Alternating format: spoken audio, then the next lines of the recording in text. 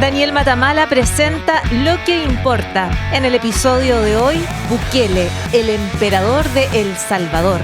Conversamos con Óscar Martínez, jefe de redacción de El Faro de El Salvador.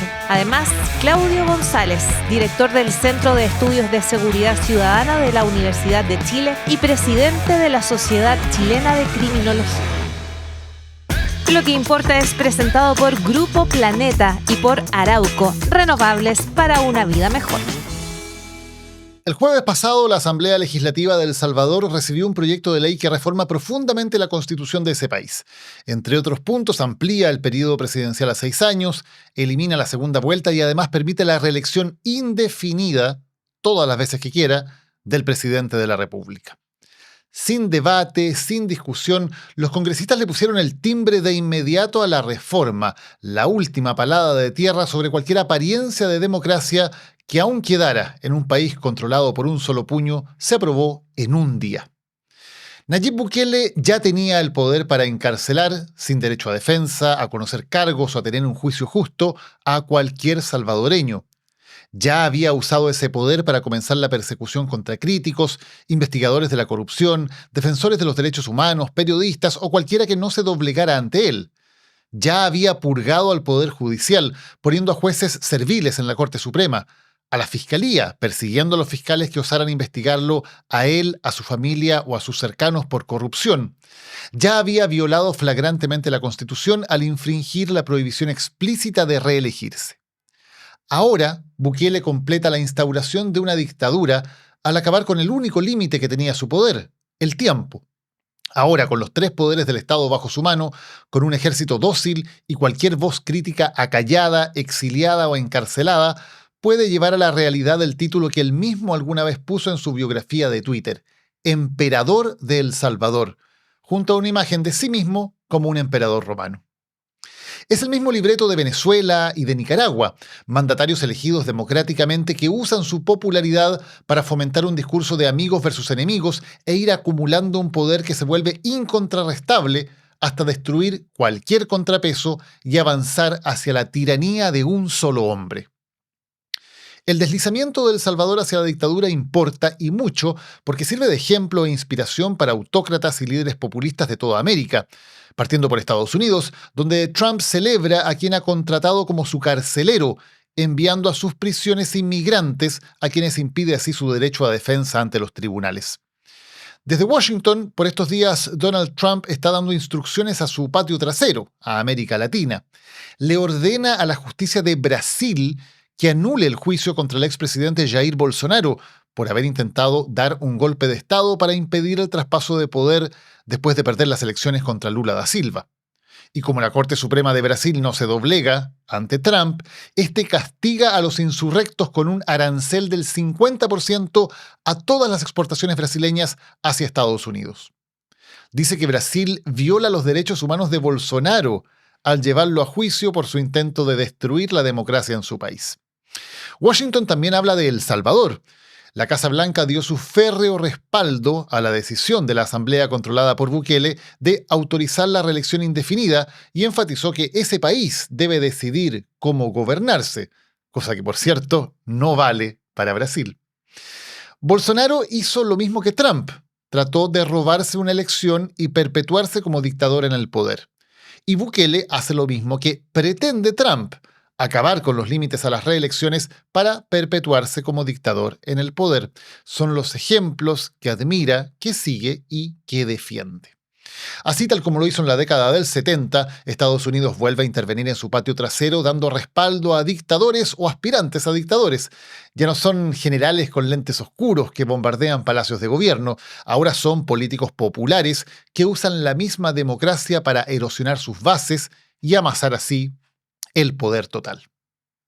Hoy en Lo que importa vamos a hablar de las claves de lo que está ocurriendo en El Salvador, la popularidad de Bukele en su propio país y también en el extranjero, su receta para hacerse del poder total y qué nos dice eso al resto de América, donde numerosos líderes, también en Chile, ven a este emperador de El Salvador como un ejemplo a seguir y como un líder a imitar. Este es el capítulo 52 ya de Lo que importa. Hemos tenido más de 110 entrevistados durante este año y medio. Siempre hemos tenido una regla que vamos a romper hoy día. Siempre todos nuestros entrevistados han sido presenciales en el estudio y hoy lo vamos a romper por una muy buena razón. Porque el tema lo amerita y porque nuestro siguiente invitado es también la persona más adecuada para hablar al respecto. Óscar Martínez es un periodista y escritor salvadoreño, jefe de redacción del Faro, autor de varios libros, entre ellos El niño de Hollywood, por ejemplo, grandes libros acerca de la realidad de la migración, de la violencia y de la realidad de Centroamérica. Óscar Martínez nos acompaña desde Ciudad de México. ¿Cómo estás, Óscar? Bienvenido a Lo que importa. ¿Qué tal, colega? Es un gustazo acompañarte. Me hubiera encantado estar ahí en persona, pero bueno, por esta vía también es un enorme gusto acompañarte. Sí, Óscar, tú estás ahora en Ciudad de México. Es muy difícil en este momento para la mayoría de los periodistas y para la mayoría de quienes han estado investigando lo que ocurre mantenerse en El Salvador, ¿no? Mira, no, yo llevo desde días previos al 1 de mayo, cuando publicamos unas entrevistas en el Faro con líderes pandilleros que fueron socios políticos de Nayib Bukele durante 8 años, desde que él era candidato a la alcaldía de la capital. Desde ese día no he podido volver al país. Sabemos que tenemos órdenes de captura. El régimen nos quiere acusar de ser socios de los pandilleros, que es justamente lo que revelamos de Bukele en esas entrevistas. No hemos podido entrar, incluso descubrimos, hicimos público desde las redes del Faro en un live, las intenciones que tenían. Lo supimos gracias a que un diplomático nos lo advirtió cuando estábamos en Costa Rica a punto de tomar un vuelo a El Salvador, las intenciones del régimen de implantarnos droga al entrar al aeropuerto Monseñor Romero. Entonces estamos en un exilio incipiente, no solo gente del Faro. Hay, según la Asociación de Periodistas de El Salvador, 40 colegas que están fuera del país ya. Y ahí ya este año, Óscar, comenzó a ocurrir lo que parecía obvio que iba a pasar en algún momento, ¿no? Que la represión empezara a centrarse también en voces críticas, en personas que han investigado la corrupción del régimen de Bukele. Hay un caso, por ejemplo, el de Ruth López, que yo la conocí reporteando en El Salvador y que hoy día lamentablemente está en prisión. Mira, fue un mayo muy autoritario. No estoy estableciendo una relación directa con esto, porque es quizás asumir que uno tiene una, no sé, o genera unas consecuencias que uno no puede determinar. Pero en mayo nosotros publicamos el 1, esas entrevistas con Charlie, un pandillero muy conocido en El Salvador porque apareció cuando tenía 16 años y ya era líder de una clica del barrio 18 Revolucionarios, una pandilla enemiga de la Mara Salvatrucha. Apareció en un documental de la BBC que se hizo muy famoso porque es de muy buena calidad. Y con 16 años Charlie ya era el jefe, el que controlaba una vasta zona. Cuando Bukele perdió la narrativa, perdió el control de lo que ocurría en redes sociales, y ese video alcanzó en un país tan chiquito como El Salvador cerca de 2 millones de vistas en al menos unas semanas, Bukele empezó a reaccionar de una forma muy exótica, muy severa. Primero, tratando de desviar la atención, anunció transporte gratuito durante 6 días. Yo siempre lo he dicho, como un escritor dijo, Bukele es un hombre que más que de ideas es de ocurrencias. Dijo transporte gratuito durante 6 días. Después de eso, como los empresarios, algunos de ellos no reaccionaron porque no había un decreto, eso fue un caos. Y Bukele capturó a 6 empresarios del transporte público. Uno de ellos murió bajo custodia del Estado antes de 6 días. Y pensábamos que aquella locura de reacción había terminado, pero en ese momento, después de eso, hubo una protesta fuera de la residencial donde vive Bukele, que se llama Los Sueños, una residencial pudiente, afuera del perímetro de su residencial. Protestaron ambientalistas y una comunidad pobre que iba a ser desalojada. Bukele envió a la policía militar, que no habíamos visto esas siglas desde la guerra civil, y capturó a los líderes ambientalistas y campesinos que habían dirigido una protesta pacífica. Pensamos que ahí había terminado mayo, pero no. Después en la noche capturaron a Ruth López. No la dejaron ni cambiarse. Se tuvo que cambiar en la calle, enfrente de los policías, y la sacaron con mentiras de su casa y pensamos que ahí había terminado mayo. Y no pasó. Después Bukele decretó la ley de agentes extranjeros, que es básicamente una ley que le permite a él decidir quién es agente extranjero, calcada de la ley de la dictadura de Daniel Ortega en Nicaragua, e imponerle, más allá de los impuestos que ya pagamos, un 30% a todos tus ingresos, que es básicamente una ley para hacer inviable la existencia de organizaciones de la sociedad civil y de medios de comunicación. Entonces fue un mayo donde Bukele reaccionó de una forma muy agresiva, como no lo habíamos visto tiempo atrás. Oscar, y luego ocurre lo que ocurrió la semana pasada cuando la Asamblea, que es dominada por Bukele, como domina todos los poderes del Estado, decide, sin debate, sin mayor discusión en verdad, aprobar la reelección indefinida. A mí me llama mucho la atención porque hay una historia sobre las reelecciones en El Salvador. Yo alguna vez leía la Constitución de El Salvador y creo que no hay ninguna constitución en el mundo que haya sido más explícita en prohibir de todas las maneras imaginables que un presidente pudiera reelegirse. De hecho, decía cosas como, por ejemplo, que cualquier intento de cambiar esa cláusula era inconstitucional, que el solo hecho de proponer la reelección significaba que una persona inmediatamente perdía su cargo si es que lo hacía desde un cargo público. O sea, tenía todas las salvaguardas posibles, diría uno, para evitar que un presidente pudiera perpetuarse en el poder. Y sin embargo, Bukele logra primero tener una reelección y ahora, de alguna manera, se caen todas las caretas y aprueba una reelección perpetua, indefinida, todas las veces que él quiera presentarse. ¿Por qué crees que ocurre esto? Y que el mismo Bukele, que alguna vez había hablado de una manera muy clara de que la reelección estaba prohibida en El Salvador y que esa era una buena medida, cambia tan radicalmente, tan drásticamente y decide que, bueno, ya no va a haber ningún límite a su poder? Mira, yo esto no lo digo con ninguna especie de alegría ni con ninguna especie de satisfacción por sentirme alguien que predijo, lo hizo mucha gente en el país. Quien no querría ver que Bukele es lo que es, era un hombre autoritario que pretendía convertirse en lo que hace mucho se convirtió en un dictador. Quien no lo quería ver antes es simplemente porque estaba cerrado a la evidencia que estaba sobre la mesa. Una de las cosas es la que vos has dicho. Las 4 artículos de la Constitución que prohíben la reelección son elocuentes, son directos, son explícitos. O sea, hay un artículo que dice que el pueblo tiene la obligación casi que de la rebelión, si alguien siquiera hace una proclama por la reelección. Hay otro artículo que dice que nadie puede estar en la presidencia ni un día más después de 5 años. Bukele en febrero de 2024 ya se reeligió violando esos 4 artículos de la Constitución que prometió defender. Y el vicepresidente, alguien que tuvo un pasado demócrata, un pasado en el cual defendió los principios de la democracia en momentos muy difíciles, cuando le dieron un poco de poder, eso lo sedujo de tal manera que se entregó. El vicepresidente Félix Ulloa llegó a decir que lo que pasa es que había más bien un artículo oculto en la Constitución que no habíamos visto. Seguimos sin verlo.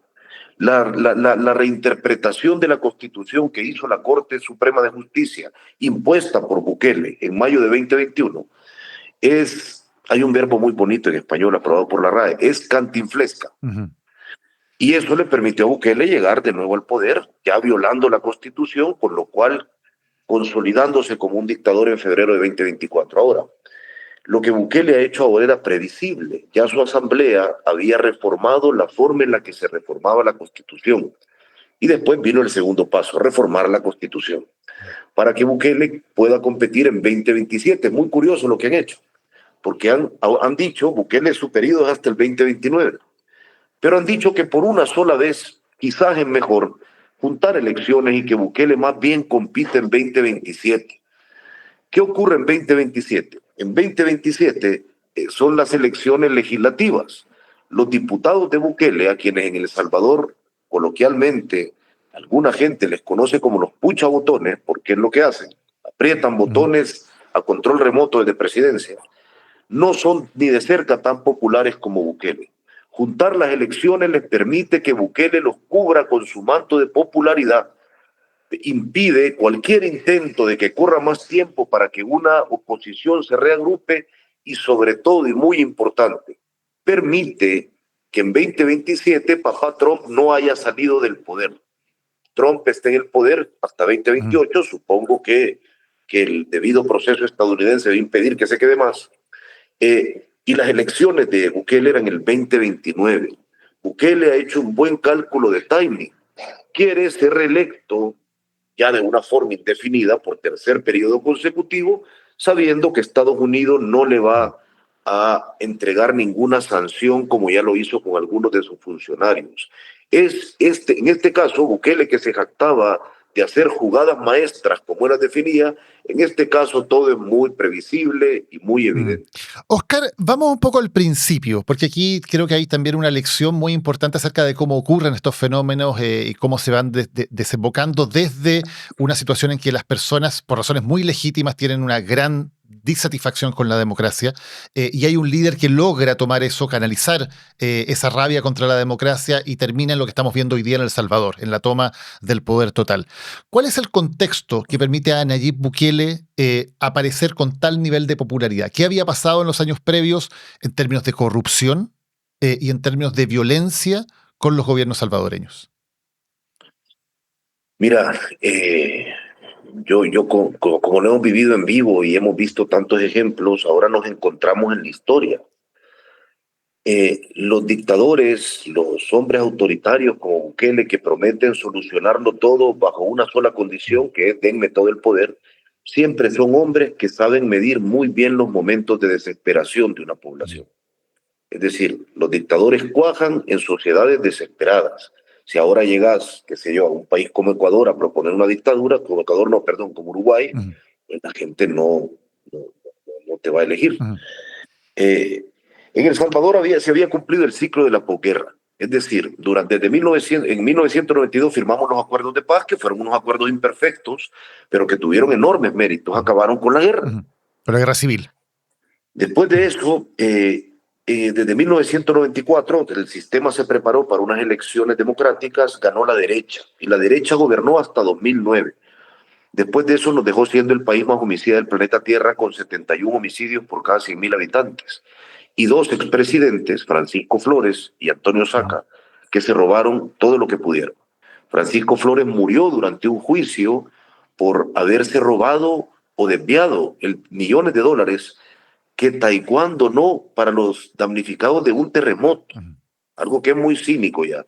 Y Antonio Saca está preso porque reconoció haber desviado para sus arcas personales más de 300 millones del erario público. Entonces se empezó a completar el ciclo de la posguerra y vino la izquierda, pero vino con un outsider, con un experiodista, Mauricio Funes. Mauricio Funes llega al poder en 2009 y sale en 2014 y se refugia en la dictadura de Daniel Ortega porque se robó, como en El Faro lo publicamos, con pruebas originales de su partida secreta, millones de dólares, de una forma muy pueril, en vestidos para su amante, en lujos para su pareja, en fiestas de cumpleaños para su hijo, que implicaban alquilar un helicóptero. En ese tipo de suntuosidades se la gastó. Y entonces ahí sí se completó el ciclo de la posguerra.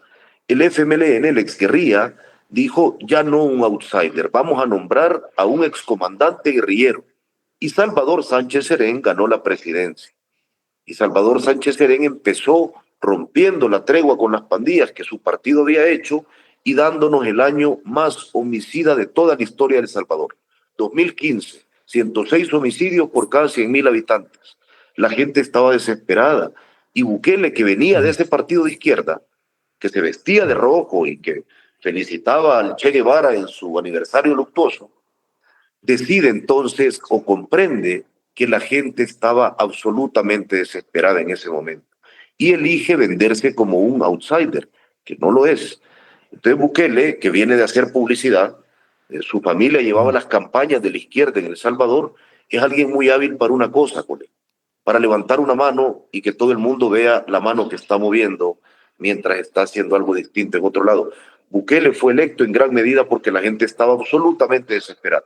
Y también es esa desesperación la que le permite ir amasando el poder, porque Bukele asume, ustedes han hecho muchas investigaciones al respecto, y por cierto, vienen investigando, como tú dices, el tema de la corrupción, el tema de los pactos con las pandillas desde mucho antes de Bukele, desde los gobiernos previos.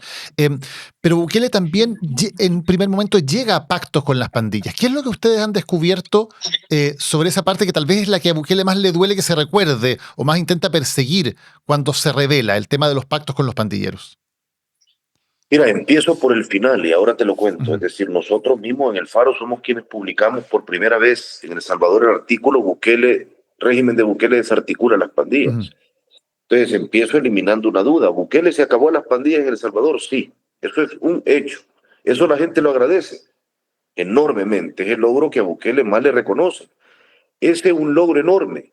Sí, nosotros cubrimos durante más de 10 años a las pandillas. Sabemos lo que le hacían a la gente. Sabemos cómo descuartizaban, despedazaban, violaban, asesinaban, extorsionaban.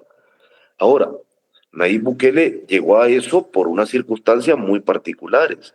Él fue socio de los pandilleros durante más de 8 años. Bukele llega a su primer cargo de elección popular importante a nivel nacional en 2015 como alcalde de la capital porque el FMLN, la exguerrilla, pagó $250,000 a las pandillas para que condicionaran el voto a favor de su candidato presidencial, Salvador Sánchez Serén, y de Nayib Bukele. Bukele ganó por poco más de 6,000 votos esa elección, no era el político estelar que es ahora, y yo creo que esos 6,000 votos se los dieron las pandillas. Las pandillas tenían 75,000 miembros en el país y controlaban un montón de territorios y podían amedrentar a la gente a niveles como nos describieron en el video que nos tiene ahora fuera del país. Charlie, el expandillero que fue socio de Bukele, nos decía, bueno, nosotros incluso llegamos a retirar documentos de identidad a quienes sabíamos que pertenecían a las bases de otros partidos políticos. Es decir, a partir de ahí Bukele consolida eso y luego lo ocupa en la presidencia para pedirle a los pandilleros que le ayuden a mantener bajos los homicidios. Y luego de eso, después de 3 masacres, que era la forma en la que los pandilleros reaccionaban cuando consideraban que no se les estaba cumpliendo algo, hubo 3 masacres, una en 2020 de más de 40 salvadoreños, otra en 2021 de más de 70 en solo 4 días, y finalmente en marzo de 2022, 86 salvadoreños fueron asesinados en un fin de semana, incluyendo el sábado 26 de marzo, donde 62 salvadoreños que no pertenecían a las pandillas fueron asesinados por la Mara Salvatrucha en el día más sangriento de toda la posguerra. Y entonces Nayib Bukele decide romper el pacto que le permitió mantener durante 3 años de su presidencia al Salvador con homicidios bajos y decretar el régimen de excepción bajo el cual la gente sigue viviendo en el país. Esa evidencia de esos pactos, Oscar, hay evidencia periodística, pero también hay mareros, hay jefes de las pandillas que han sido extraditados a Estados Unidos y que eventualmente tienen información al respecto. ¿Qué ha pasado con esos casos? Mira, es decir, así como lo digo, Bukele acabó con las pandillas, quien niegue eso lo negaría de una forma ideológica. La pregunta es cómo. Quien niegue que Bukele pactó con las pandillas también niega algo que es un hecho. La evidencia de que Nayib Bukele pactó con las pandillas, en la primera publicación, nosotros lo hicimos con documentos oficiales del propio gobierno de Nayib Bukele, documentos carcelarios, firmados y sellados de su inteligencia penitenciaria, que le informaban al director de prisiones, en las cárceles de máxima seguridad se está dando un pacto. Están entrando pandilleros encapuchados de la mano de funcionarios de Bukele a consolidar un pacto. Supongo que lo dejaron escrito como una forma de curarse en salud. Después de eso publicamos incluso fotografías de esos encapuchados entrando al penal de máxima seguridad. Y después de eso incluso publicamos audios donde los funcionarios de Bukele que dirigían el pacto reconocían el pacto. Pero en el juicio que se lleva en Nueva York contra 27 líderes de la Mara Salvatrucha, la fiscalía estadounidense se garantizó de dejar por escrito que esos líderes habían pactado con el gobierno de Bukele. Y no solo eso, sino que también el Departamento del Tesoro de Estados Unidos y algunas sanciones como la lista Engel incluyeron a los 2 funcionarios de Bukele, Osiris Luna, su jefe de cárceles, y Carlos Marroquín, que es el funcionario que dirigió los pactos, los incluyeron en la lista de agentes corruptos según Estados Unidos, en la cual siguen aún, por haber dirigido los pactos con las pandillas. Es decir, la evidencia es abrumadora. Y Bukele, ahora que de esos 27 líderes, Estados Unidos tiene 8, tenía 8 porque ya le devolvió a Bukele a 1. Junto con los venezolanos le mandó ya a uno de esos líderes. Bukele está intentando recuperarlos a todos para evitar que en el futuro, algún día, si los demócratas vuelven al poder y tienen la valentía de cumplir las amenazas que le han hecho a Bukele con la ley real, llegan a juzgarlo, pues ya no haya la posibilidad de utilizar a estos testigos para hacerlo. Bukele está en una campaña por desmontar bajo la administración Trump el juicio o todas las menciones a su pacto con pandillas que está ocurriendo en el juicio de Nueva York. Y ese testigo que ya fue devuelto, ¿qué pasó con él? Mira, Greñas, que era un líder del MS-3 histórico, Greñas fue devuelto con los venezolanos cuando mandaron los dos vuelos llenos de más de 200 venezolanos a El Salvador, a las cárceles de Bukele. Greñas está preso en El Salvador y yo creo que el mensaje que Greñas enviaba al resto de los líderes pandilleros en Estados Unidos era muy elocuente. Y el mensaje era, si usted declara contra Bukele, recuerde que puede acabar en una cárcel de Bukele. ¿Quién va a querer declarar en un juicio contra Bukele si sabe que su destino puede llegar a ser una cárcel de Nayib Bukele? Y ahora mismo ya está el proceso para devolverle a otro de esos líderes, a Vampiro. El proceso se ha congelado en leguleyadas en una corte estadounidense, pero todos creemos que eso va a ocurrir tarde o temprano. Ahora, en el momento en el que Estados Unidos llegara a devolverle a Bukele a uno de esos líderes, a Kruk, Elmer Canales Rivera, todo se acabó. Kruk es la prueba viviente de que Nayib Bukele pactó con las pandillas. Es un líder de la MS-13 que estaba preso en El Salvador, que debía 40 años de cárcel aún, cuando Bukele, antes de que su pacto se rompiera en marzo de 2022, lo liberó en noviembre de 2021, lo sacó de la cárcel de forma ilegal. Kruk, al ver con el paso de los meses que el pacto se destruyó, decidió huir y esconderse. Estados Unidos, el FBI, lo logra capturar en el sur de México, cuando él estaba trabajando para un cártel mexicano, y se lo lleva a Estados Unidos. En el momento en el que Estados Unidos le devuelva a Bukele de esos 8 a Elmer Canales Rivera, Bukele logró su objetivo y todo se desmanteló. Oscar, estamos hablando de lo que ocurre en la primera etapa del gobierno de Bukele cuando ocurren estos pactos con las pandillas. Luego, como tú has relatado, él cambia su estrategia y decide un ataque frontal que tiene éxito en cuanto a poder desmontar el poder territorial que tenían estas pandillas, que en la práctica eran el Estado, reemplazaban al Estado en gran parte de las colonias de El Salvador, de los barrios, de los lugares donde ellos ejercían la violencia, la extorsión, etcétera. Eso hace que Bukele sea muy popular, porque efectivamente para muchos salvadoreños que vivían bajo la violencia de las pandillas, mejora su calidad de vida, pueden vivir nuevamente con más seguridad. ¿Esa popularidad de Bukele se mantiene todavía? ¿Sigue siendo una persona que la mayoría de los salvadoreños sigue apoyando? Sí, la popularidad de Nayib Bukele es arriba del 80% y esos son datos reales. Es decir, lo otro es maquillar la cifra, eso le sigue a la gente dando, lo que Bukele hizo con las pandillas sigue haciendo que la gente le tenga casi que una fe religiosa a Bukele. Ahora, ¿cuál es el problema? ¿Nayib Bukele acabó con las pandillas? Sí. Ahora, pregunto yo, les voy a dar algunos datos. Él acabó con las pandillas y encarceló a 1 de cada 57 salvadoreños. La gran mayoría de ellos no eran pandilleros ni tenían tatuajes como los que ven en la única cárcel de las 22 del Salvador que Bukele quiere que el mundo vea, que es el Secote. 2, eliminó el debido proceso. Todos los juicios son secretos. Todos los expedientes de captura son secretos, pero como a nosotros eso no nos importa, en el Faro nosotros conseguimos 600 de esos expedientes, 690 expedientes en los que a 690 personas les iba la vida. Y lo logramos leer. Conseguimos esos documentos secretos y los publicamos. En muchos de esos expedientes solo decía que alguien mostró nerviosismo. Hay gente pudriéndose en las cárceles de Bukele porque mostraron nerviosismo cuando un soldado se le acercó o porque al soldado le pareció que mostraban nerviosismo. Había gente de la cual solo venía el documento único de identidad, ni siquiera el esfuerzo por articular una frase de acusación. Había gente como la gente de la isla, el Espíritu Santo, donde nunca hubo pandillas, porque la gente se organizó para no dejarlos entrar y tenían la ventaja de que era una isla donde capturaron a 22 muchachos, porque la policía pensaba que tenía que llenar la cuota para que Bukele se sintiera satisfecho. La tortura es sistemática y aprobada en las cárceles. Hay hechos que no son grandilocuentes, que es un hecho, lo hemos publicado. A los bebés que han tenido que entrar con sus madres capturadas a las cárceles de mujeres, los tienen que bañar con lejía para que no les dé sarna carcelaria. Lo que te digo es, Bukele acabó con las pandillas y acabó con el debido proceso, con la presunción de inocencia, con el balance de poderes.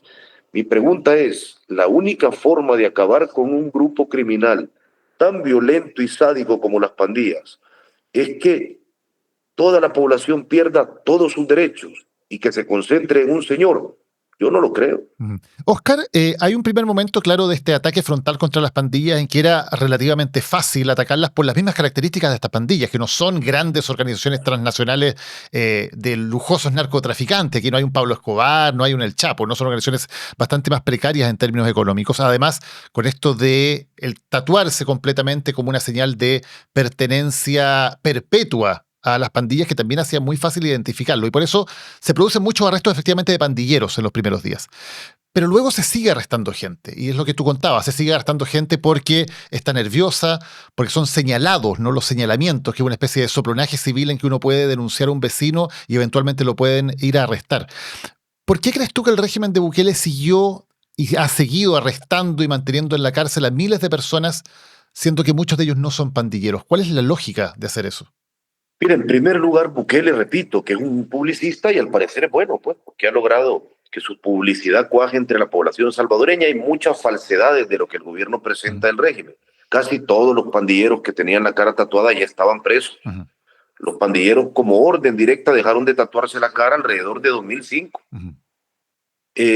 Lo que ven en el Cecote, en la cárcel que Bukele le quiere mostrar al mundo, en la cárcel donde mete youtuber y políticos estadounidenses y a este muchacho mexicano que se llama Luisito Comunica, que no entiende nada de absolutamente nada de El Salvador. Esa cárcel del Cecote está llena de pandilleros que ya estaban presos. Y es una selección de los pandilleros que tienen tatuajes en la cara, para que el mundo vea los malos muy malos. En las otras 21 cárceles a las que Bukele no permite que nadie entre, están llenas de gente como Don Paco, un lechero de la Reina que salió cadáver después de 2 meses de caer en cárceles y no tenía ningún tatuaje en el cuerpo, y no tenía ningún antecedente penal, y no tenía ninguna ficha policial siquiera. De eso están llenas las otras cárceles. ¿Por qué capturaron? Bueno, Bukele, que entiende que lo más importante es otorgar resultados rápidamente, sin importar qué tipo de resultados, vendió que iban a acabar con las pandillas y con su base social, su familia, sus colaboradores rápidamente. Y para eso tenías que mostrar capturas masivas y sembrar un reino de terror en El Salvador para que aquello fuera efectivo y para que él no pareciera débil. Y para eso, pues el discurso político fue directo. Tienen que capturar y vamos a llenar las cárceles en meses. Casi que Bukele lo dijo literalmente.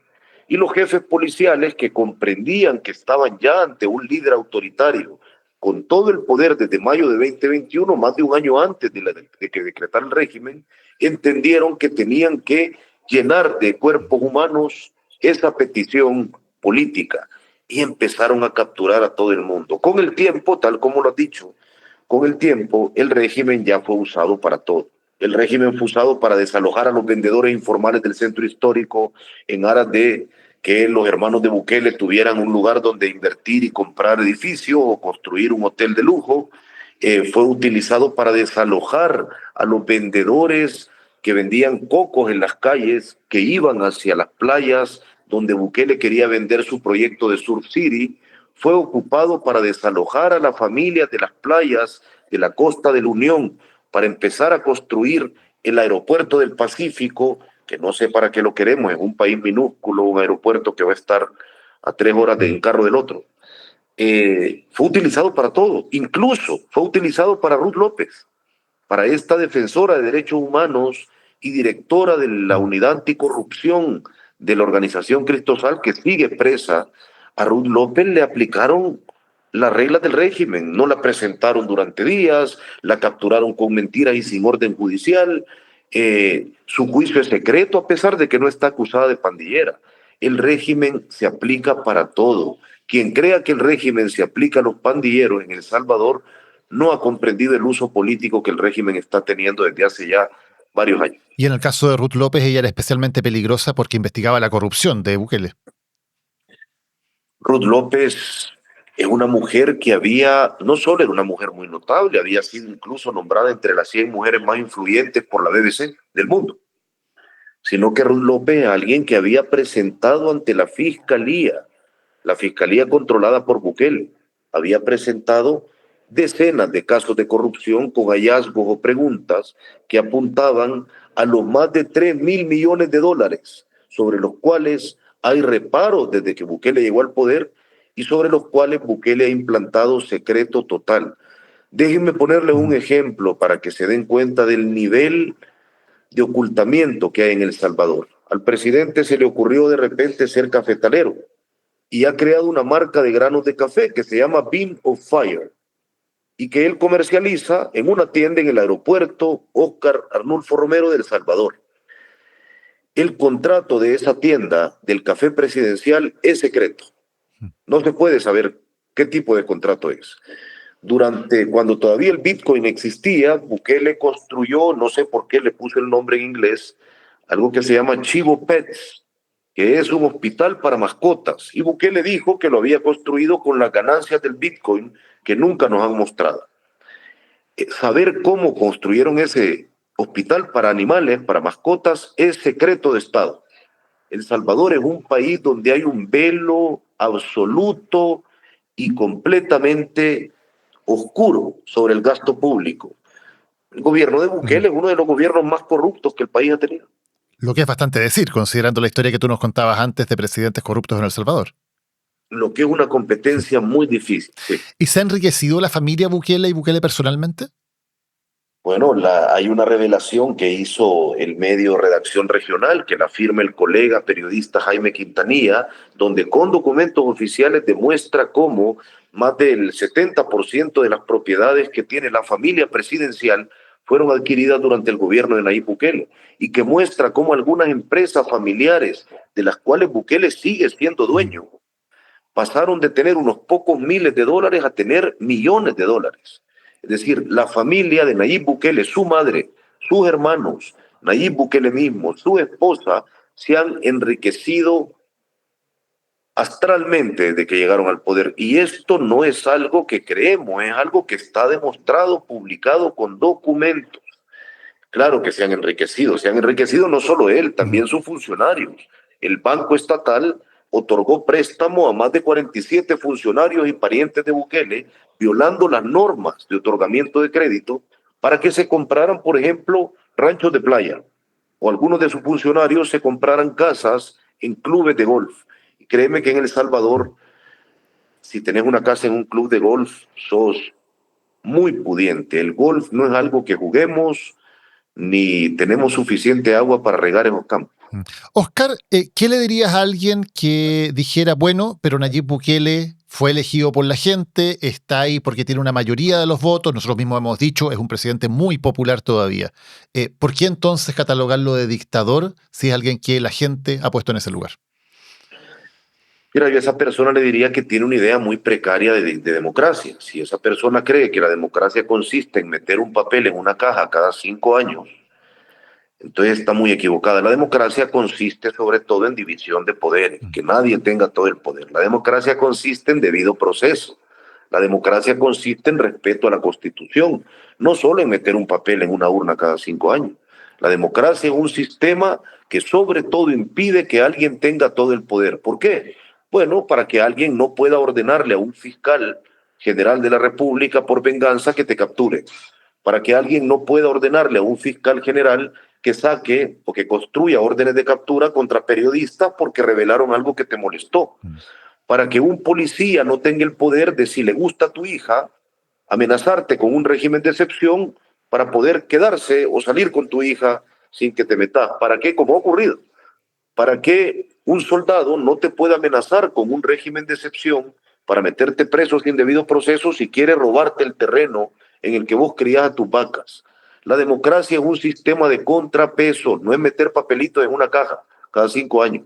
Ese es el inicio de una democracia. Se elige gente que tiene que cumplir unas normas. Se elige gente que tiene que cumplir una división de poderes. Se elige gente que tiene un cerco para moverse. Nayib Bukele lo rompió hace mucho. Impuso a los magistrados, impuso al fiscal, impuso al Tribunal Supremo Electoral. Digo 2 cosas rápidas. Cuando la gente empezó a aplaudir el régimen, como lo siguen aplaudiendo, pero cuando de repente empezaron a llevarse a sus hijos inocentes, la gente empezó a ir a algo que se llama la Sala de lo Constitucional de la Corte Suprema de Justicia, a presentar un habeas corpus. para que les dijeran dónde estaba su hijo, que le habían secuestrado sin ser pandillero.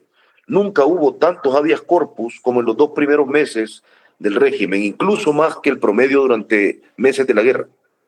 Entonces las familias, lamentablemente, se enteraron para qué servía la democracia, para que un magistrado pudiera ordenarle al otro poder que te dijera dónde estaba tu hijo arrestado sin una orden, pero ya era muy tarde, porque Bukele ya se había tomado la Corte Suprema de Justicia. La democracia es una división de poderes. No, el poder se le puede conceder a alguien, pero el poder con límites. Bukele no tiene ya ningún límite. El Salvador no lo gobierna un sistema ni un gobierno, lo gobierna un señor. Oscar, y llegados ya a este punto, ¿crees tú que el hecho de que de alguna manera ya se estén cayendo las caretas, ¿no? Ya más allá de lo hábil publicista que es Bukele, el hecho de que se esté presentando una reelección indefinida hace que mucha gente empiece a decir, bueno, este es el mismo camino de Venezuela, este es el mismo camino de Nicaragua? ¿Crees que puede cambiar en algo también la percepción de la opinión pública internacional sobre lo que está pasando en El Salvador? Fíjate que yo creo que la opinión la opinión internacional ya tiene que ser muy elocuente. Es decir, Bukele, al menos ya cada vez más gente se atreve a decirle dictador. Nosotros se lo dijimos desde junio de 2024, cuando asumió el poder violando la Constitución. Ya si a un presidente no le importa violar la Constitución, pues ya no tiene más límites ni fronteras, y ya nos parecía que eso terminaba de consolidar sus actos dictatoriales. Pero a Bukele no, lo diré así, a Bukele le importa un pepino lo que la comunidad internacional diga. Ya lo demostró, se burló de la Unión Europea, se insultó a Kamala Harris, insultó a Boric, insultó a Petro, insultó a medio mundo, a Human Rights Watch, les dijo Homeboys Rights Watch, haciendo referencia a que eran pandilleros, en un tuit, porque sí. Y se burló del juez estadounidense que le prohibió a Donald Trump enviar los vuelos de venezolanos. Bukele solo puso un tuit que decía, upsi, too late, como diciendo, lo siento, juez, ya van volando, Claro. burlándose de él. A Bukele lo único que le importa ahora, y en lo que ese hombre tiene la mirada fija, en que Donald Trump no va a hacer eso, tanto que el gobierno de Estados Unidos ya saludó y reconoció la reelección de Nayib Bukele y dijo, estamos plenamente democráticos. Mientras el gobierno de Donald Trump siga a Nayib Bukele, lo que diga la Unión Europea, lo que digan los países del sur del continente, lo que digan los países centroamericanos, le importa un pepino, como ya lo demostró. Y ahora está muy cómodo con que Donald Trump no va a hacer nada de eso. Ahora, yo creo que esto, tarde o temprano, le va a generar a Bukele consecuencias. Es decir, yo no recuerdo hasta ahora, bueno, sí recuerdo algunos, pero dictadores que no hayan muerto, que no hayan terminado su tiempo por vejez o salido del poder sin turbulencias, incluso en tiempos donde era mucho más difícil. En Centroamérica, el dictador guatemalteco, genocida guatemalteco, terminó enfrentando un juicio imperfecto, pero bueno, pero ocurrió un juicio. Y yo no creo que, guardando las distancias y las formas y los tiempos, que Bukele vaya a lograrse librar de tantas cosas. A mi modo de parecer, como ya lo han dicho algunos juristas, por ejemplo, lo que está ocurriendo en las cárceles de Nayib Bukele podría constituir o valdría para presentar una demanda por crímenes de lesa humanidad. En las cárceles de Bukele hay tortura sistemática. Van más de 430 reos muertos, más de 430 reos asesinados en el régimen de Bukele.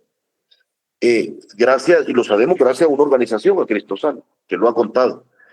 Pero ese es el estado de las cosas actualmente. Eso es lo que está pasando en El Salvador, de lo que poco se habla porque todo el mundo insiste en ver a donde Bukele les dice, al Secot, a esa cárcel y a esa única cárcel. Que es una de las 22 cárceles que hay en El Salvador y donde hay muchos civiles inocentes que están, quién sabe por cuánto tiempo todavía ahí en esos lugares, quién sabe si algún día podrán salir vivos.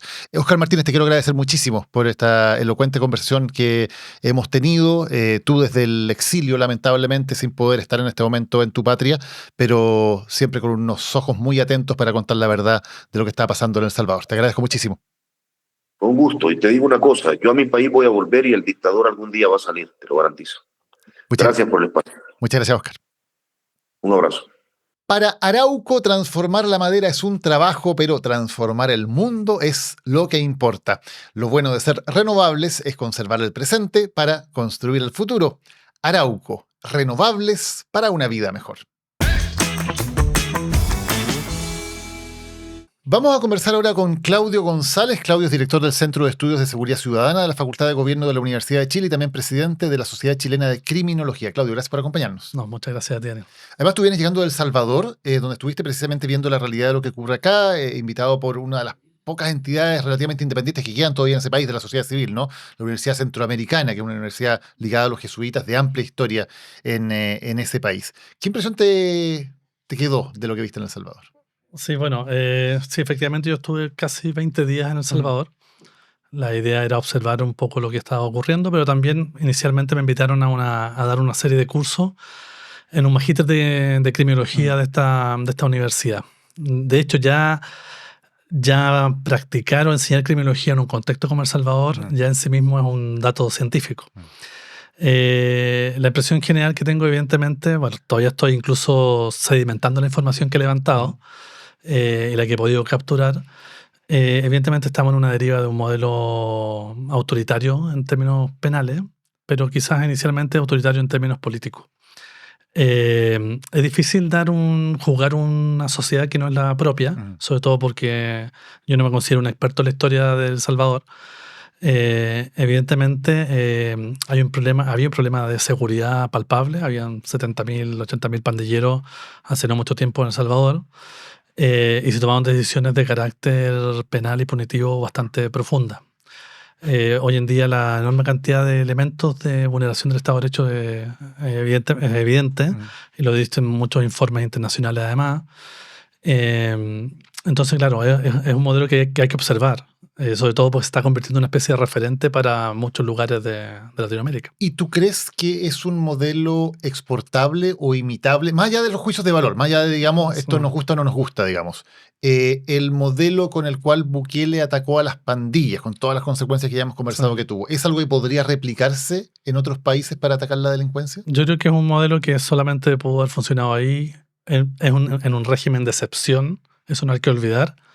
Lo que se hace 2 años y medio, casi 3 años, ¿cierto? Es un régimen de excepción donde se suspende, se congela el Estado de Derecho completamente y se da carta blanca, ¿cierto? En todos estos casos. Ahora, hay muchas formas de llevar adelante, evidentemente, un estado de excepción. El caso de El Salvador, evidentemente, fue un caso extremo, donde hubo una especie de pesca de arrastre o captura, ¿cierto?, de masas importantes de población y que hoy en día, ¿cierto?, están en prisión preventiva, sin límites de tiempo, sin contacto con familiares, sin derecho a defensa.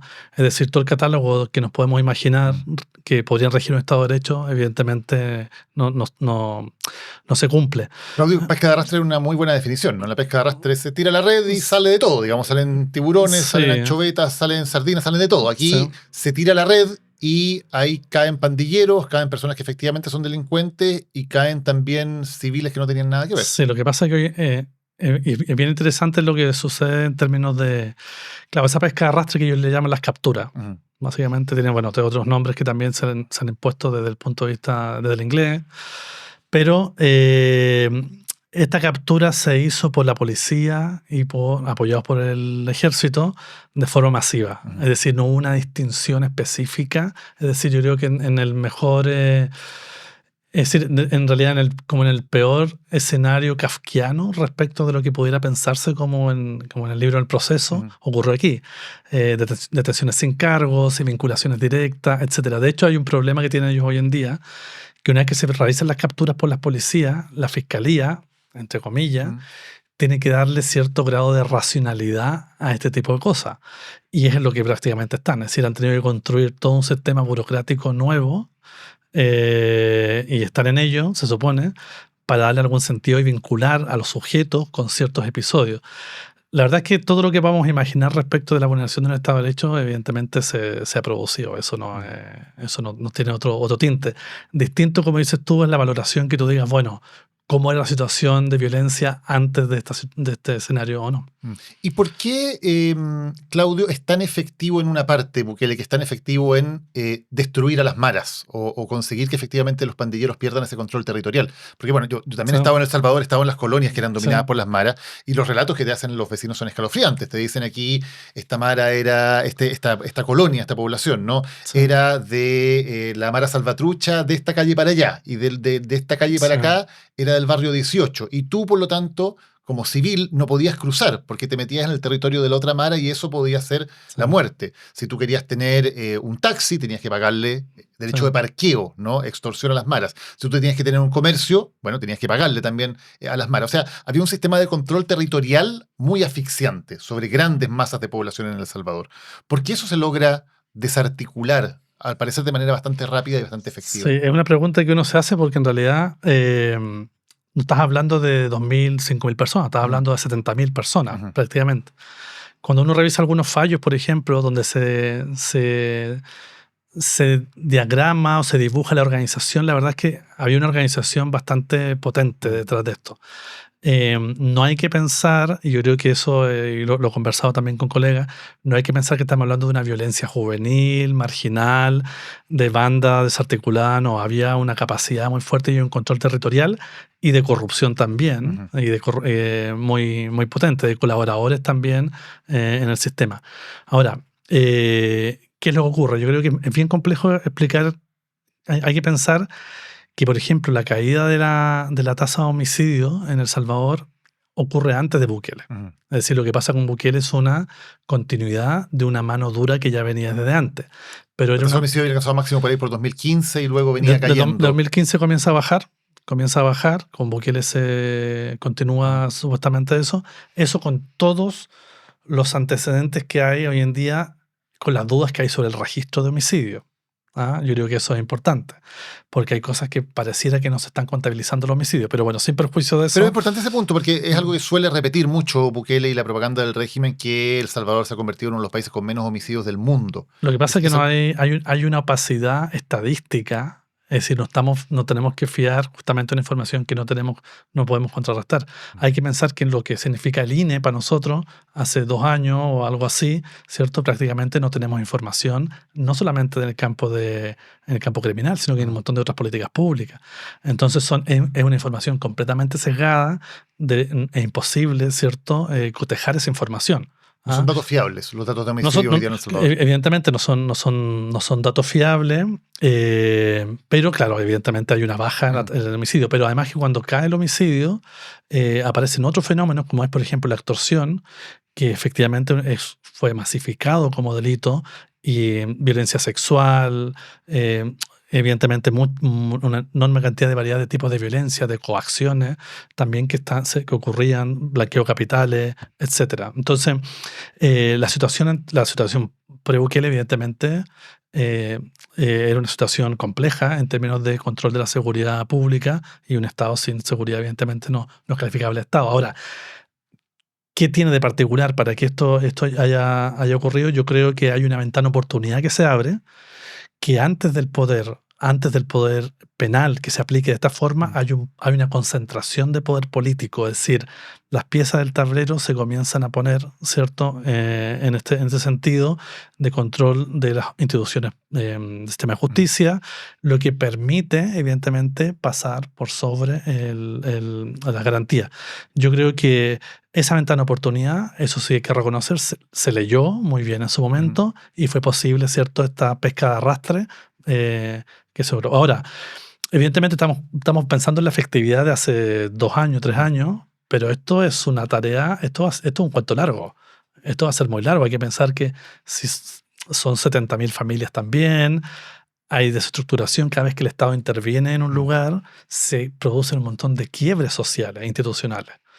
¿Qué va a pasar con esos procesos? La mayoría de esos casos están en prisión preventiva.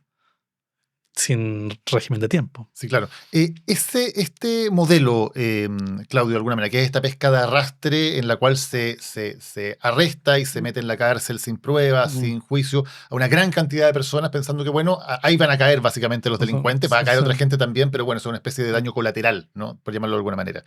¿Es un modelo que podría ser efectivo en otros países? Con el fenómeno de la delincuencia que tenemos en países como Chile, por ejemplo, una realidad muy distinta a El Salvador, pero que la delincuencia es un problema y es una preocupación ciudadana importante. Un modelo como eso, insisto, más allá de nuestra opinión sobre si es bueno o malo, sobre si la violación de los derechos humanos que conlleva, ¿podría ser efectivo un modelo de pesca de arrastre en otros países con otra realidad? Yo no puedo hablar de todas las realidades, pero en el caso chileno, evidentemente, esto no tiene ningún sentido. Es decir, primero porque no están ni siquiera el fenómeno criminologico cercano a lo que ocurría en El Salvador. Eso es lo primero que nada. Segundo, nuestro crimen organizado es un fenómeno básicamente pospandémico, que todavía ni siquiera hay consenso a nivel estadístico realmente de lo que tenemos frente a nosotros. Es decir, tenemos actualmente una fenomenología, ¿cierto? Pero no tenemos seguridad respecto de los datos estadísticos. Cada vez que aparece algún tipo de informe, la verdad es que tirita las estadísticas porque muchas veces no son certeras en ese aspecto.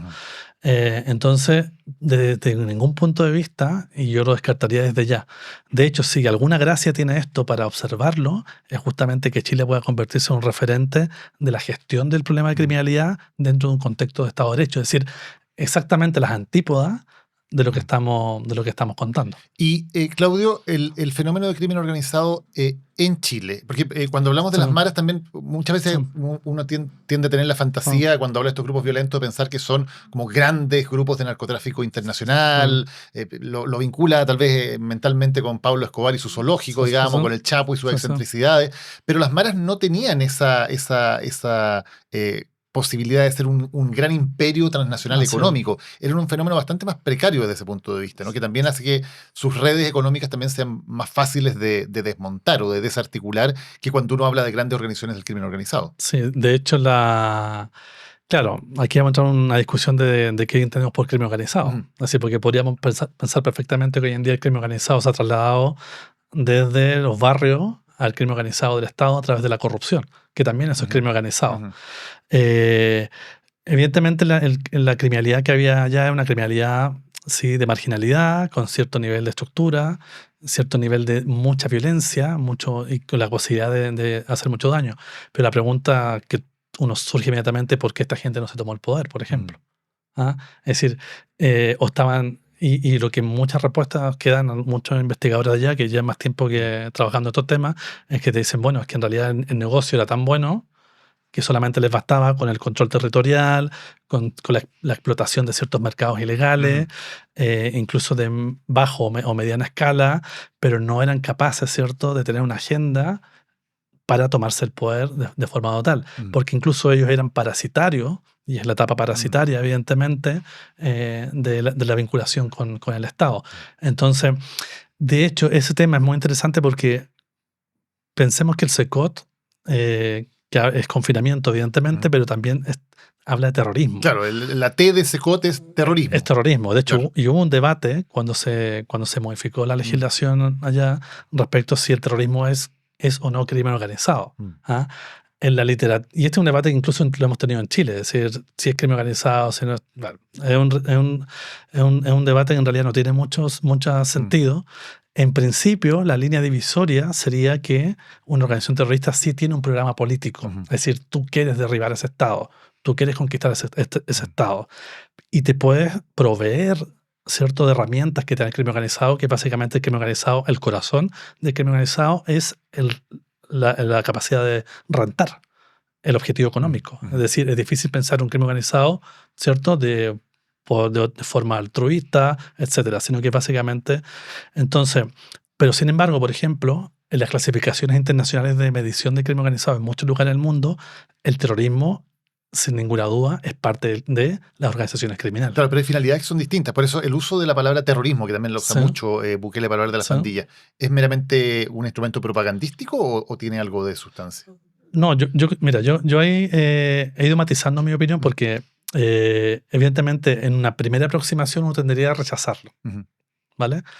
Pero hay profesores de allá que me lo han indicado que efectivamente, por ejemplo, hubo un atentado muy grave de los pandilleros cuando quemaron un autobús con civiles. Ujú. ¿Ah? Claramente había una pulseada con el Estado respecto de, sin tener una agenda tan explícita en términos de gobernabilidad, ¿cierto? Sí estaban ahí en una tensión con el Estado. O, por ejemplo, el hecho de aumentar las tasas de homicidio durante ciertos periodos.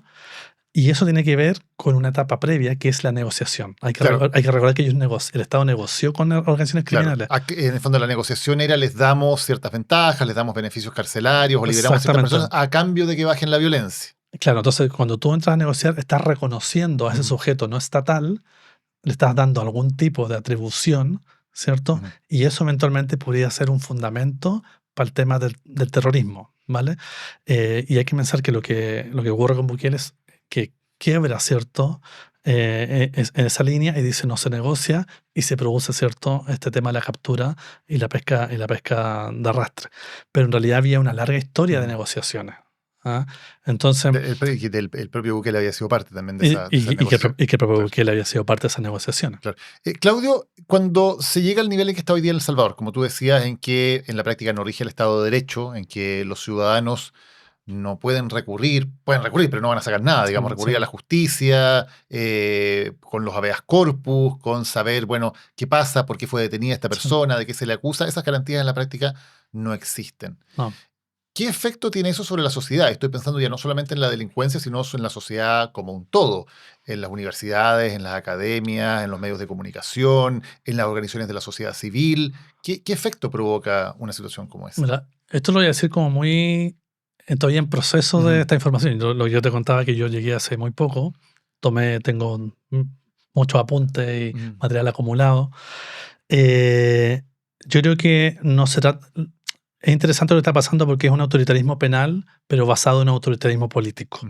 Es decir, es difícil pensar, incluso pensando en la posible experiencia chilena, si uno quiere apretar mucho más el sistema, vas a tener que necesariamente tener ciertas conquistas en el ámbito político. Entonces está lo político y está lo penal. Y entre medio está la sociedad. Es indiscutible el apoyo que han tenido estas medidas. De hecho, hay algunos cálculos de ahí de que se hizo que cuando se hace la transferencia de presos del Tren de Aragua a El Salvador, eso habría afectado la imagen de Bukele en El Salvador. Hoy en día no, porque se lo sacó encima, ¿cierto? Y ya los derivó.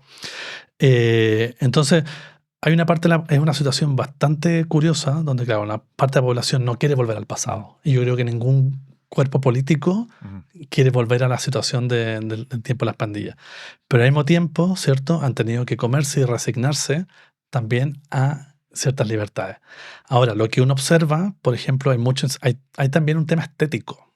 Hay un tema, el poder también evidentemente se expresa de forma estética, desde que uno ingresa al aeropuerto, desde toda la cantidad de tazones, chapitas, etcétera, en caso de exaltando la figura de Bukele, sus intervenciones que es de carácter mediático, su performance también en términos comunicacionales. Eso también ha ido penetrando, ¿cierto?, en una forma de dictadura penal que es distinta y que creo que los académicos también no hemos logrado todavía incluso comprenderla, ¿ah? Porque siempre hemos pensado como un sistema muy rígido, muy pesado, ¿cierto? Pero esto incluso tiene un juego distinto. Ahora, claro, lo que ocurría antes en El Salvador era terrible. Hay que pensar que, por ejemplo, hay asociaciones de víctimas de los pandilleros, cosa que yo por lo menos me sorprendí mucho. Toda esa gente evidentemente no va a querer volver a una situación anterior. Claro. ¿Ah? Claudio, ¿cómo funciona hoy día el sistema para quienes son, por ejemplo, jueces, para quienes son fiscales, para quienes uno entiende que tienen el deber ético, profesional, la vocación de hacer justicia, de si llega una persona detenida, bueno, ver si efectivamente hay pruebas que lo culpen o no, si se ha cumplido el debido proceso, si eres un fiscal de perseguir a personas que efectivamente sean delincuentes y no sencillamente a cualquier persona que sea detenida por cualquier razón? ¿Qué pudiste ver de cómo funciona el sistema con todos esos jueces, con todos esos fiscales hoy en día en El Salvador? Sí, mira, bueno, de la información que pude capturar, obviamente no puedo indicar mucho más detalles, evidentemente. Yo creo que ellos viven en gran parte en un escenario un poco esquizofrénico. De hecho, en términos de lenguaje, por ejemplo, cuando muchas de estas personas se refieren al régimen, yo inicialmente pensaba que era el régimen de Bukele, pero en realidad se refieren al régimen del estado de excepción. Pero es una especie de juego de lenguaje. Entonces ellos se están moviendo en dos. Perdón, Claudio, es algo momentos. que está muy interiorizado en la población en El Salvador. En El Salvador yo le preguntaba a mucha Sí. gente y me decía, no, a mi Sí. hermano o a mi hijo se lo llevaron por el régimen. Claro. Que eso es lo que se dice, ¿no? Porque no hay ninguna prueba específica, no es que te llevaron porque te acusan de tal cosa. Nadie dice la dictadura, por ejemplo. Claro, pero se le llevan por el régimen, que es esta especie de gran paraguas que cubre lo que ocurre, que en el fondo que te pueden detener por cualquier cosa y es por el régimen. El régimen, claro, que en el fondo es el decreto de 333, Claro, de régimen de excepción. que da origen al régimen de excepción y la legislación complementaria, ¿cierto? Pero claro, entonces es un caso de estudio, evidentemente, cómo tú eres funcionario de justicia en un modelo de este tipo. ¿Ah? Porque por último, en un modelo de carácter de un Estado de Derecho, tú podrás hacer crítica, e incluso existe un concepto que se llama la neutralización de la norma, que tú eventualmente pudieras, los operadores del sistema de justicia, cuando hay una norma muy injusta, tú la pudieras neutralizar, ¿vale? Entonces, claro, en este caso, por ejemplo, hay causas que son del régimen común, delincuencia común, y hay otras, y las causas, ¿cierto?, que tienen que ver con el mundo de las pandillas, que es el régimen de excepción. De hecho, yo esos días, rescaté muchos diarios, que son todos los diarios que estaban financiados por el gobierno, y estos días hubo una detención, por ejemplo, en un caso de narcotráfico de una lancha, o creo que era una lancha que venía desde Colombia con droga y la detienen en la costa. Y claro, yo consulté si eso entraba en qué régimen. Y es muy curioso porque, claro, me dijeron, bueno, va a depender de los policías. Los policías perfectamente pudieran introducir esa causa en el régimen de excepción, con toda la dureza que eso implica. Entonces, los funcionarios, hay evidentemente una autocensura brutal en el sistema, no hay ni una posibilidad de crítica, hay jueces que están fuera de El Salvador, y no hay. Y yo creo que la situación más tensa se la están llevando justamente los funcionarios del sistema de justicia, muchos formados, evidentemente, bajo los marcos teóricos de un Estado de Derecho, de los modelos occidentales, etc. Porque el Estado de excepción se ha ido alargando.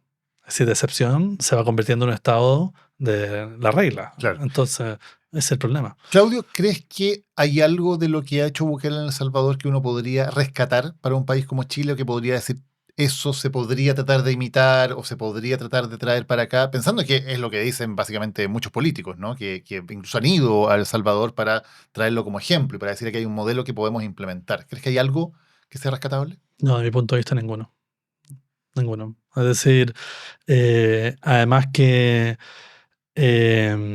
los problemas que tenemos en Chile, que no son pocos, yo creo que el mayor problema que tenemos hoy en día es una tasa de encarcelamiento brutal. Actualmente tenemos la tasa de encarcelamiento más alta en la historia de Chile. Entonces, antes de estar mirando lo que está pasando en otros lugares excepcionales, evidentemente, debiéramos llamar al cuerpo político y decir, bueno, ¿cuáles son las soluciones de ustedes para atajar la tasa de encarcelamiento que tenemos en Chile? Pero perdón, Claudio, aquí la discusión es al revés. O sea, la demanda de la opinión pública y lo que dicen los políticos es al revés. Hay que meter más gente presa. El sistema es demasiado blando y deja demasiada gente en libertad. Claro, porque es que el mundo político está en una deriva donde descubrieron que el tema de la criminalidad provoca además rentabilidad electoral. Entonces, tenemos una socialdemocracia, una izquierda absolutamente desnortada en el campo de la política criminal, ¿cierto? Que no tiene una agenda propia. Y tenemos una derecha, evidentemente, que está incorporando más elementos para esto. Es decir, ¿cuál va a ser el objetivo? ¿Que lleguemos a 80.000, 100.000? Es decir, así como nos gusta compararnos con países, ¿cierto?, desarrollados, y somos parte de la OCDE, nuestras cifras actualmente son unas cifras brutales en términos de encarcelamiento. Claudio, ¿pero eso significa gente que hoy día está presa debería no estarlo? Evidentemente. ¿Qué tipo de gente? Es decir, hay que pensar que el peso del sistema, lamentablemente, está en política de droga y en delincuencia patrimonial, y mucha de esa delincuencia patrimonial es menos violenta. El sistema en Chile, evidentemente, es un sistema que está camino a reventar. ¿ah? De hecho, hoy día en un seminario que estuvimos discutiendo, ¿qué estamos esperando? ¿Otro caso de San Miguel? Es decir, ¿qué estamos esperando como que nos haga dar un golpe Claro, de pero la efecto? respuesta desde el poder político de todos los sectores en Chile en este momento es, bueno, es que hay que construir más cárceles, hay que construir un montón de cárceles, hay que hacerlas en el desierto. Yo no espero respuestas racionales del poder político hoy en día. Es decir, en el campo de la política criminal, la mayoría de las respuestas del poder político son irracionales. Derechamente. No puedo darles, no le puedo atribuir racionalidad a lo que están planteando. ¿Por qué es irracional decir que hay que construir más cárceles? Es decir, es irracional el incremento, es decir, hay una enorme cantidad de efectos negativos en términos sociales, en términos personales, en términos de presupuesto e incluso, y esto es un boomerang, de control del delito en el encarcelamiento masivo de una sociedad. Es decir, no hay ningún efecto positivo, evidentemente, en la mayor tasa de encarcelamiento. Sobre todo si nos queremos vanagloriar como una sociedad de vanguardia, de Estado de Derecho, etc. Pero Claudio, cuando tú decías, por ejemplo, para imaginarme bien, Sí. y creo que es un tema súper interesante, nos estamos Sí. saliendo un poco de El Salvador, pero creo que No, es interesante. pero es el Sí, tema. es súper interesante hablar de esto porque va muy a contrapelo de lo que uno escucha todos los días en las discusiones políticas. Tú decías delincuencia patrimonial no violenta y temas más bien relacionados con drogas, donde Sí. en esos casos hay demasiada gente presa, o sea, Eso es casi el 60% Mira, ¿a qué te refieres? Por ejemplo, Mira. una persona que está haciendo lanzazos en la calle, ¿no debería ir a la cárcel? ¿O una persona que en qué tipo de delitos relacionados con drogas no debería ir a la lo que cárcel? pasa es que la cárcel no puede ser el único, es decir, recluir a una persona, privar la libertad no puede ser la única solución a un conflicto de carácter social, en este caso un conflicto de carácter penal, ¿cierto? Tenemos que tener la capacidad como sociedad, ¿cierto?, de construir todo un sistema de pena sustitutiva o de otro tipo de alternativa de cumplimiento. Hay que pensar que la cárcel debiera ser el último recurso que tenga la sociedad para castigar, ¿vale? Entonces, cuando se convierte en el primer recurso, evidentemente algo no está funcionando. Yo sé que el ánimo punitivo y lo que estoy diciendo evidentemente no es lo más Popular. no es popular, pero la evidencia lo indica, ¿ah? Los países con mejores modelos sociales, con más integración, con mejor per cápita, con menos exclusión, son, curiosamente, los países que tienen menos tasa de encarcelamiento, ¿vale? Ahora, no podría ser al revés también. Precisamente porque son países que tienen todos estos elementos, la delincuencia es menor y por eso no necesitan encarcelar tanta gente. Lo puedes decir como tú lo quieras, pero efectivamente, ¿cierto? Por ejemplo, hoy día estuvimos analizando, o estos días hemos estado analizando la tasa de encarcelamiento femenino en Chile. Muchas de estas, el aumento brutal de la tasa de encarcelamiento en Chile, femenino en Chile, además ligado, ¿cierto?, a muchas causas de droga, de narcomenudeo, de causas de menor identidad. ¿Qué sentido tiene que el Estado gaste tanto en estas personas? ¿Ah? Entonces, yo sé que hay una voz gigante pública por más castigo, pero claro, una sociedad más castigadora no significa que sea una sociedad más sana. Y no significa que sea más segura. En el fondo, si metemos a más gente que eventualmente está cometiendo delitos a la cárcel por periodos largos, ¿no hace eso que la sociedad sea más segura? Sí, pero esos imputados, esos condenados tendrán que salir, esos tendrán familia, vas a romper redes de tejido social, etc.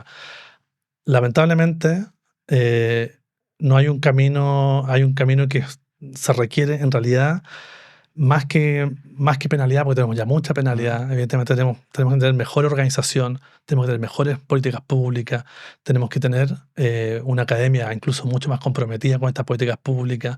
Esto es un camino a largo plazo, son políticas públicas de largo plazo, porque la otra vía, ¿cierto?, no nos lleva absolutamente a nada.